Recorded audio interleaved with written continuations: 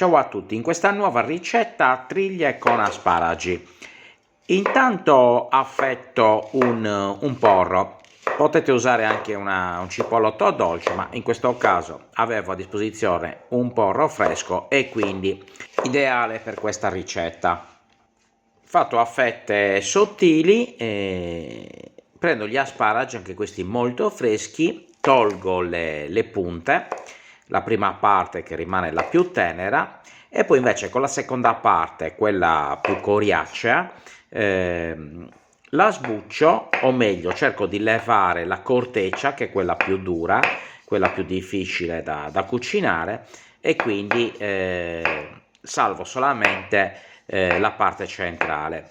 Ora io lo sto facendo con un coltello per una questione di praticità mia, ma si può fare tranquillamente con un pelapatate, solamente che col coltello riesco bene a togliere tutta la cortecina, che è abbastanza coriacea, e anche questa la faccio a rondelline che poi rosolerò in padella. Quindi divido in due le rondelline dell'asparago e le punte. Ora in una padella faccio un fondo di olio extravergine d'oliva e comincio a rosolare, a far appassire il porro. Appena comincia a rosolare il porro, butto la parte finale degli asparagi, quella più duretta, che ha bisogno di una maggiore cottura. Sale, pepe, e faccio rosolare pian piano, aggiungendo un goccino di vino bianco. Il vino bianco lo uso per dare un po' di aroma e sapore, e la cipolla soprattutto ne prende gusto.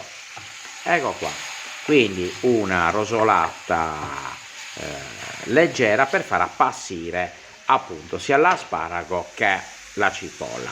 Adesso metto un fondino d'acqua per ristabilire un po' di umidità e butto le triglie, come vedete squamate, viscerate, già pulite, e quindi le metto in padella. Adesso procedo con il condimento. Un filo d'olio extravergine d'oliva sopra, metto le punte degli asparagi che hanno bisogno di pochissima cottura, poi un po' di timo, erba aromatica, che si sposa benissimo con questo piatto. Ecco qua, qualche ramettino di timo fresco, un po' di pepe macinato sopra, questo a piacere, e qualche fiocco di sale.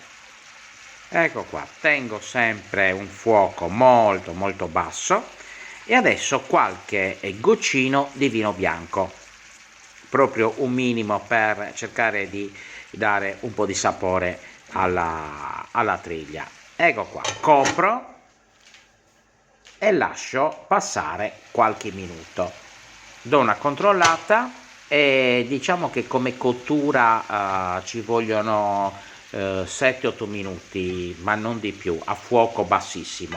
Infatti dopo 3-4 minuti massimo do una girata. Ecco qua, di nuovo un mini condimento con qualche fiocchetto di sale, volendo potete anche aggiungere del pepe, e un altro goccino piccolo, un'altra lacrima di vino bianco. Ecco questa cottura molto lenta, do l'ultima copertura e dopo 3-4 minuti diciamo che siamo a posto. Quindi in tutto, per queste triglie medio grosse, sono abbastanza grosse, 7 massimo 8 minuti a fuoco moderatissimo, fuoco basso, e siamo pronti. Adesso copro, spengo e lascio riposare qualche secondo. Ecco qua, guardate che spettacolo. Parliamo di triglie di scoglio, quindi polpa compattissima, poi anche una bella triglia di pezzatura. Guardate come si sposa benissimo con gli asparagi e i porri, stravanate.